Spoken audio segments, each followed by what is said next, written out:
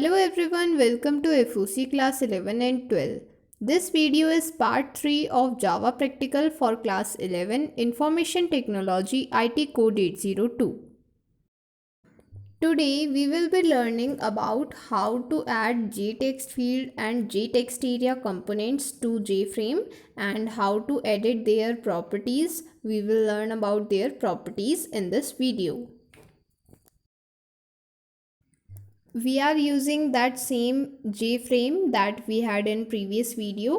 So अगर आप ये वीडियो देख रहे हैं और आपने पहले की वीडियोस नहीं देखी हैं तो हो सकता है कि आपको नहीं समझ में आए, तो प्लीज़ आप स्टार्टिंग से देखिए। आपको उससे ज़्यादा अच्छे से समझ में आएगा। यहाँ पर हम सबसे पहले JText field and JText area component add करते हैं and then we will discuss about their properties. Here is JText field, we will click on it, then we will move the cursor to the position where we have to place it and then we will click on that position. ये यहाँ पर JText field add हो गई है. Then we will add JText area. Here we have added JText area. Now let us study about their properties. These are the properties of JText field as given in your book. You can see that these properties are exactly the same as given for JButton. Means जो property हमने JButton के लिए पढ़ी थी वही यहाँ पर JText field के लिए गिवन है। तो किसी भी कंपोनेंट की बात करें, जब प्रॉपर्टी की बात आती है तो कोई भी प्रॉपर्टी है अगर वो सेम है, मींस बैकग्राउंड प्रॉपर्टी हम JText फील्ड में पढ़ रहे हैं या फिर बैकग्राउंड प्रॉपर्टी हम JButton में पढ़ रहे हैं, तो उसका जो फंक्शन है बैकग्राउंड कलर को सेट करना वो अल्टीमेटली सेम रहता है। मींस अगर हमने JText फील्ड के केस में बैकग्राउंड प्रॉपर्टी सेलेक्ट की है तो उस केस में भी वो बैकग्राउंड कलर चेंज कर रही है। हमने JButton के केस में बैकग्राउंड प्रॉपर्टी सेलेक्ट की है तब भी वो बैकग्राउंड कलर ही चेंज करेगी। अल्टीमेटली जो प्रॉपर्टी का फंक्शन है, चाहे आप कोई भी कंपोनेंट लें तो प्रॉपर्टी का फंक्शन सेम रहता है। I hope this thing is clear to you. जो भी कॉमन प्रॉपर्टीज़ हैं जो हम डिस्कस कर चुके हैं वो हम दोबारा डिस्कस नहीं करेंगे to save our time, but yes we will have a look on all of these properties in NetBeans also. Here when we will click on the text field component, then we can see the properties of JText field in the properties window. जैसे कि मैंने आपको बताया था कि properties window में आपको सिर्फ एक दो प्रॉपर्टी नहीं, उस कंपोनेंट की सारी प्रॉपर्टी शो होती हैं।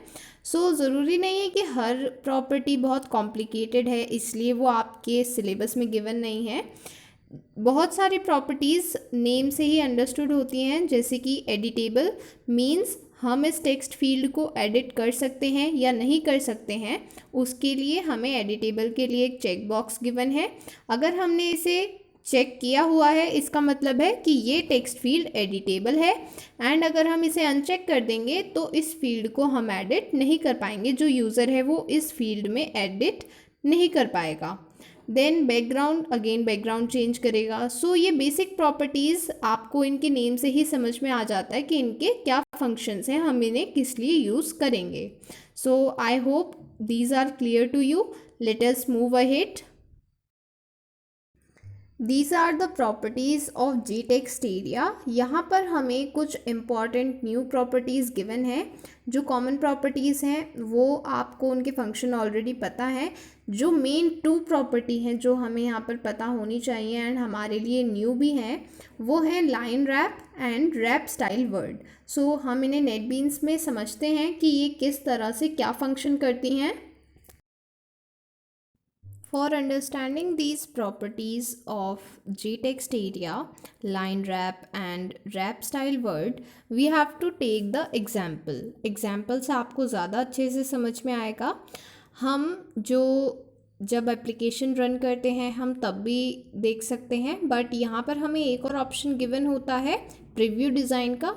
अगर हम इस पर क्लिक करते हैं तो जो हमारी फॉर्म है, जिस तरह से हमने अपने फ्रेम को डिज़ाइन किया है, वो हमें यहाँ पर शो हो जाती है window just for a preview. Means हमने एप्लीकेशन को रन नहीं किया है बट यहाँ पर हमें एक प्रीव्यू शो हो गया है। तो अभी JText एरिया की प्रॉपर्टीज़ समझने के लिए हम ये प्रीव्यू डिज़ाइन यूज़ कर रहे हैं। सो सपोज़ हम यहाँ पर जे टेक्स्ट एरिया है ये, तो यहाँ पर हमें समझना है कि इसकी एग्जैक्टली क्या प्रॉपर्टीज़ हैं। सो उसके लिए हम यहाँ पर ये टेक्स्ट टाइप करते हैं एंड ये टेक्स्ट एरिया की विड्थ से थोड़ा बड़ा है, मीन्स कंप्लीटली एक लाइन में आपको नहीं शो होगा। सो ये आपको कंप्लीट एक लाइन में शो क्यों नहीं हो रहा है? Can you get that idea? Means आप यहाँ पर पूरी लाइन आपने टाइप की है तो अपने आप ये लाइन नेक्स्ट लाइन में क्यों नहीं गई? क्योंकि यहाँ पर आपने लाइन रैप फीचर को सेलेक्ट नहीं किया। अगर आप इस फीचर को सेलेक्ट कर लेंगे तो क्या होगा, लेट अस सी। सपोज़ हम यहाँ पर लाइन रैप फीचर को चेक कर देते हैं। सो यहाँ पर लाइन्स रैप हो जाएंगी, तो उसका मतलब क्या है कि जब हम यहाँ पर कोई भी टेक्स्ट टाइप करेंगे, सो यू कैन सी यहाँ पर जो टेक्स्ट है वो ऑटोमेटिकली नेक्स्ट लाइन में आ गया है। मीन्स अब वो सिर्फ एक लाइन में नहीं रहा है, बट जो विड्थ है वो फिक्स हो गई है एंड जहाँ भी टेक्स्ट जो उसकी लिमिट थी उसके आगे से जो टेक्स्ट था वो नेक्स्ट लाइन में ऑटोमेटिकली आ गया है। तो ये क्यों आया है? क्योंकि हमने लाइन रैप फीचर को चेक कर दिया है। So this is the use of line wrap feature to wrap the lines. I hope आपको ये फीचर समझ में आ गया है। Then the next feature is wrap style word. So इसका भी यूज़ हम यहीं पर देख सकते हैं। यहाँ पर आप देखेंगे कि हमने लिखा था we are learning Java programming languages, means language एक वर्ड था, बट यहाँ पर उस वर्ड को 2 मिनी वर्ड्स में ब्रेक कर दिया, बट एक्चुअल में तो ये एक वर्ड है। इन 2 वर्ड्स का तो कोई मीनिंग नहीं है, तो इस वर्ड को ब्रेक कर दिया है। तो इस वर्ड को ब्रेक क्यों कर दिया है? क्योंकि यहाँ पर हमने रैप स्टाइल वर्ड को चेक नहीं किया था। अगर हम इसको चेक कर देंगे तो किसी भी वर्ड को ब्रेक नहीं किया जाएगा। Let us see the example. Suppose we have checked it. So now if we type the same thing, so you can see यहाँ पर लैंग्वेज को ब्रेक ना करके उसको डायरेक्टली नेक्स्ट लाइन में दे दिया है ताकि उस वर्ड को ब्रेक ना किया जाए। सो आई होप आपको इस फीचर का, इस प्रॉपर्टी का मतलब समझ में आया है।